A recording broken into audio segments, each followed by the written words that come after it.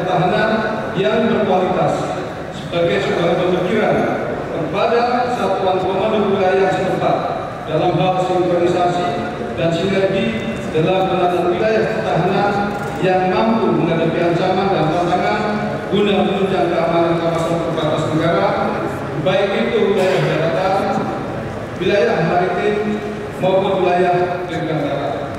Saya mencoba menginspirasi dari tulisan beberapa tokoh yang lalu. Kalau Sun-Tzu sudah tahu, hampir 400-500 tahun yang lalu sudah berbicara tentang taktik dan sebagainya.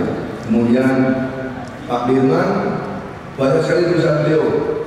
Intinya dari kedua tokoh ini, bagaimana kita sebagai militer untuk paham strategi perang, taktik perang, dan kita harus punya jiwa fighter, dan punya jiwa militan untuk mempertahankan suatu negara, mempertahankan suatu wilayah, dan kita juga harus bisa menghitung baik kekuatan lawan maupun kekuatan kita sendiri. Artinya waktu itu sudah sekian lama kita sudah diajari seperti itu. Ku akan selalu menjagamu.